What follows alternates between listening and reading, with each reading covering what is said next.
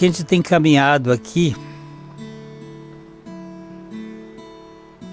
e na carta do apóstolo Pedro, primeira epístola, quando ele faz uma abordagem aos crentes que estavam dispersos, para que eles fossem robustecidos pela graça de Deus e fossem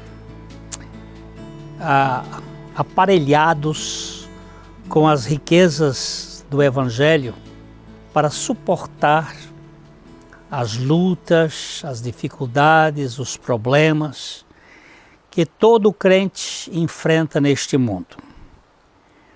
Hoje nós vamos caminhar aqui a partir do versículo 12 do capítulo 4 de 1 Pedro, onde o apóstolo fala do sofrimento por Cristo, como um privilégio glorioso do cristão.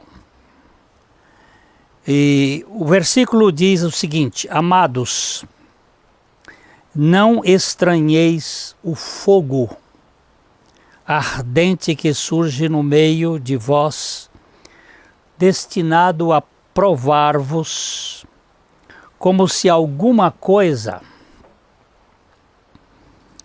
extraordinária vos estivesse acontecendo.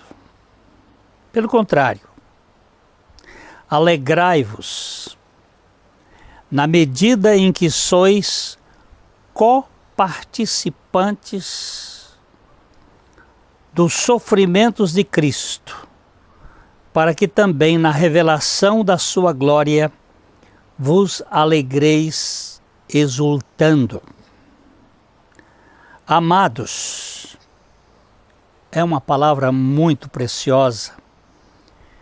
É uma palavra que reflete o amor de Deus para com o seu povo. Nós somos caracteristicamente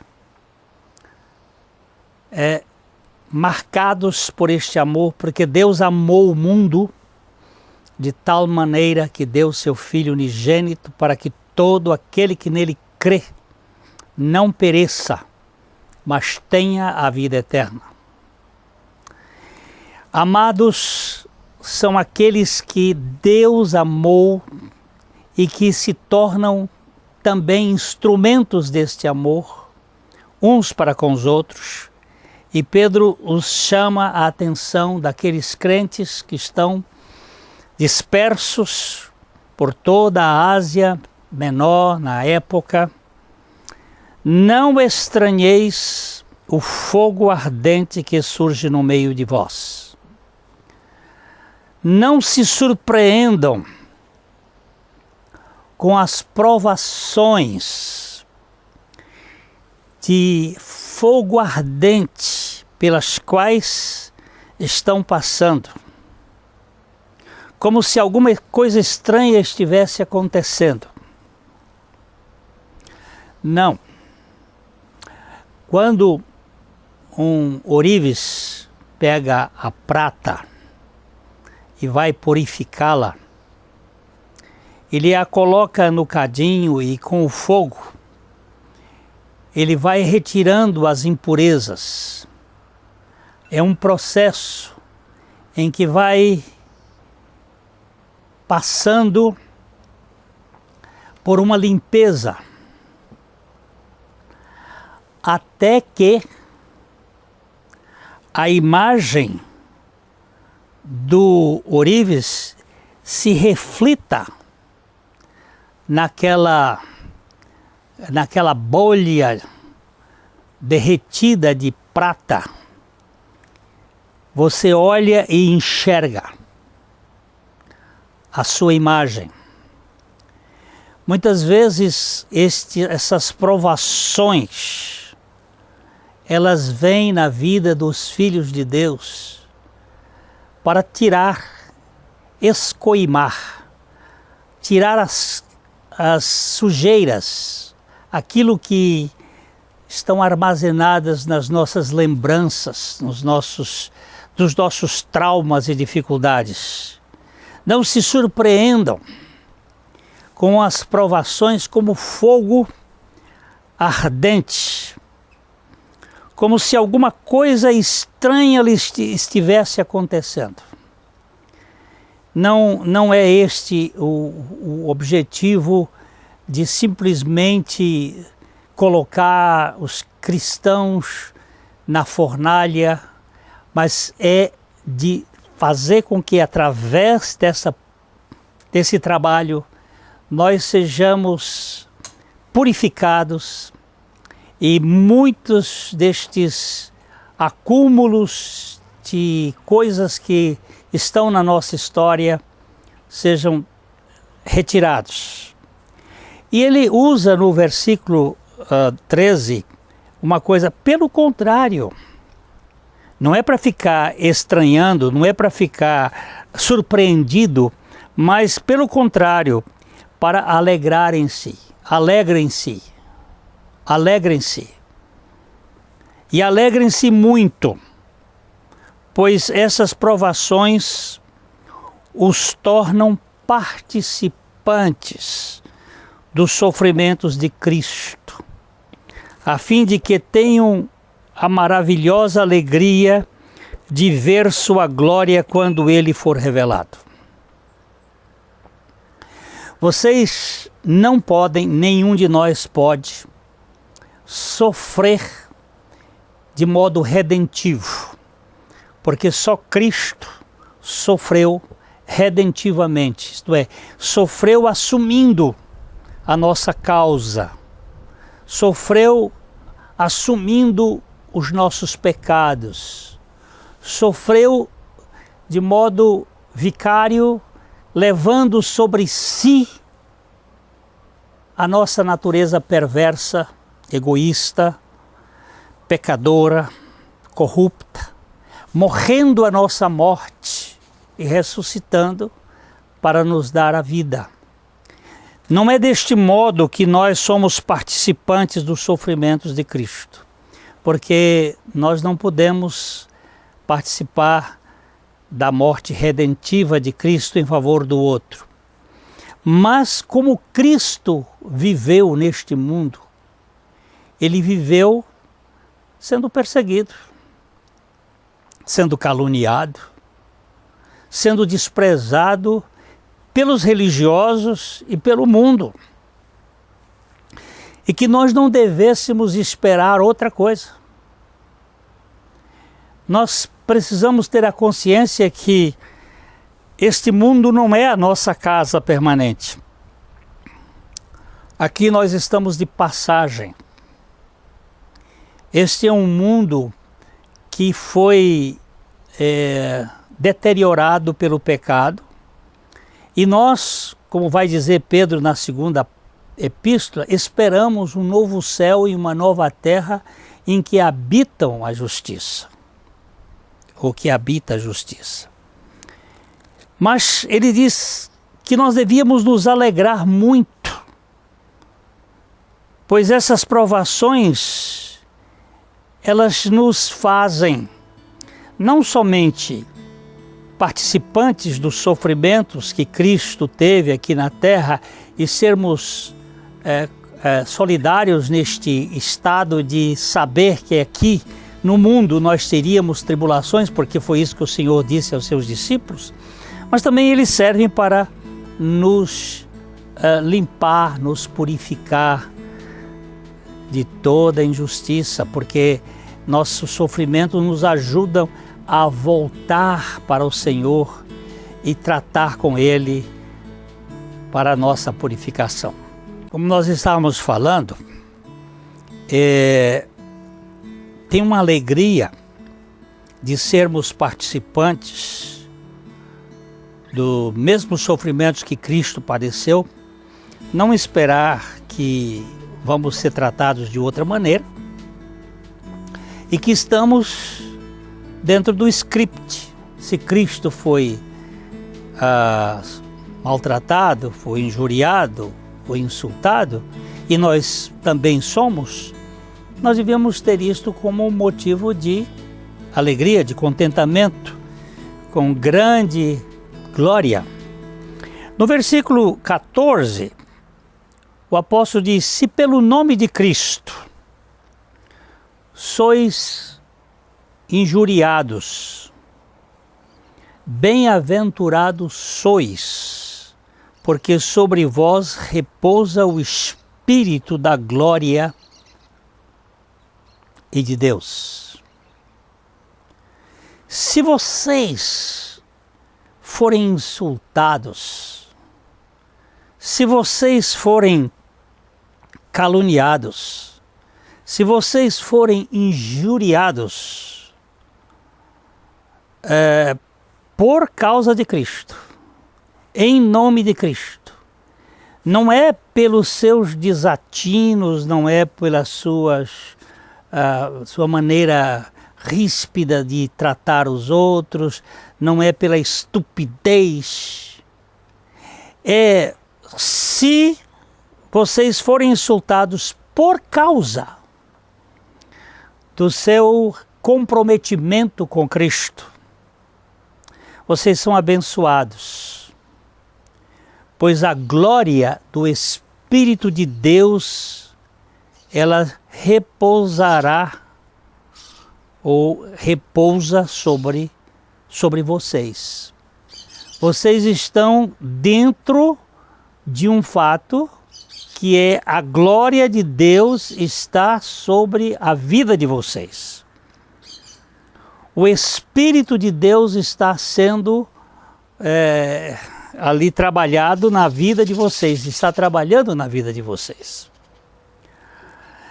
Agora, não sofra, diz o capítulo 15, versículo 15, não sofra, porém, nenhum de vós, como assassinos, ou ladrões, ou malfeitor, ou como alguém que se intromete nos negócios de outrem. Mas se sofrer como cristão, não se envergonhem disso, antes glorifiquem a Deus com esse nome. O que ele quer dizer com isto para nós? Se vocês são insultados, injuriados, caluniados, considerem isto motivo de alegria. Não sofra de outra maneira.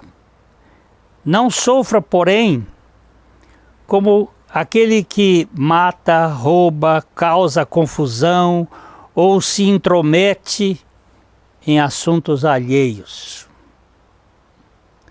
Quando a gente sofre as perseguições deste mundo por ter feito a coisa certa, é motivo de alegria. Mas quando você sofre neste mundo por abusar dos outros, por roubar, por causar confusão, por se entremeter na vida alheia, isso não é motivo de alegria, isso não é motivo de louvor, isso é de muita tristeza. Quando a gente vê hoje o nosso país, que durante tanto tempo foi pilhado, foi roubado por gangues especializadas de poder, a gente fica muito triste. Né? Isso não causa alegria a ninguém. Mas, como cristãos, se nós somos maltratados pela nossa fé coerente, por uma fé que tem sólidos fundamentos no amor de Deus, na graça de Deus, na justiça de Deus, é para nós nos alegrarmos e não para nos entristecer. Se sofremos por ser cristãos, diz o apóstolo, não se envergonhem. Louvem a Deus por serem chamados por esse nome. Eu gosto do nome cristão. É um nome que me desperta muito interesse. A cristaleira é um lugar onde você coloca cristais. A cafeteira é um lugar onde se põe café. O saleiro é um lugar onde se põe sal. O açucareiro é um lugar onde se põe açúcar. E por aí vai. A chaleira é onde se faz chá, ou se põe chá. E cristão é a pessoa que tem Cristo e que transpira Cristo e que exala Cristo e que tem o caráter de Cristo. Não é um mero religioso. Se sofrerem por ser cristãos, não se envergonhem disto. Pelo contrário, é motivo de grande alegria, é motivo de grande prazer. Por quê? Diz o apóstolo, porque a ocasião de começar o juízo pela casa de Deus é chegada. Ora, se primeiro vem por nós, qual será o fim daqueles que não obedecem ao Evangelho de Deus? O que o apóstolo quer dizer com isto aqui? A meu ver, se chegou a hora de julgamento, julgamento é um processo de purificação, de limpeza, que deve começar primeiro pela casa de Deus, pela igreja de Deus. E se o julgamento começa conosco, através destas perseguições, desses desprezos, desses insultos, que destino terrível aguarda aqueles que nunca obedeceram às boas novas de Deus. Se nós, como cristãos, sofremos neste mundo, o que será daqueles que não têm nenhuma esperança de redenção? Eu sei que o assunto é meio indigesto, mas eu não tenho escapatória, porque a minha Bíblia mostra que existe um céu, uma casa do Pai, um local, uma realidade espiritual, onde depois da lápide, depois do aqui jaz, todos nós temos que ir para um desses lugares, ou a casa do Pai, ou o lugar dos mortos, ou o inferno da perdição eterna.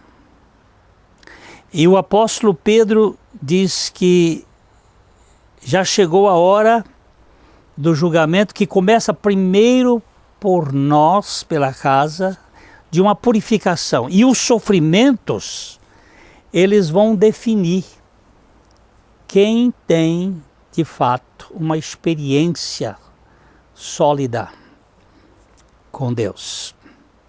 Porque se os sofrimentos que nós passamos neste mundo nos mantêm retidos neles e aprisionados pelas suas consequências, isto faz-nos ver que a nossa experiência real, como a de Cristo, que passou por estes sofrimentos, mas ao invés de se angustiar, de viver uma vida medíocre de murmuração, de reclamação, de dores constantes, ele teve por motivo de alegria.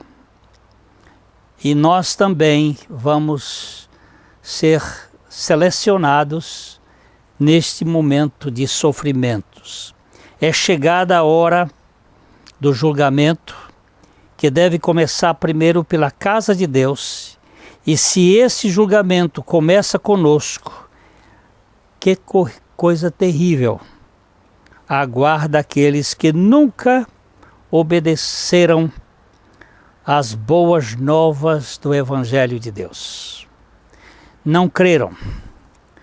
A nossa questão aqui agora é que você ganhe esta realidade.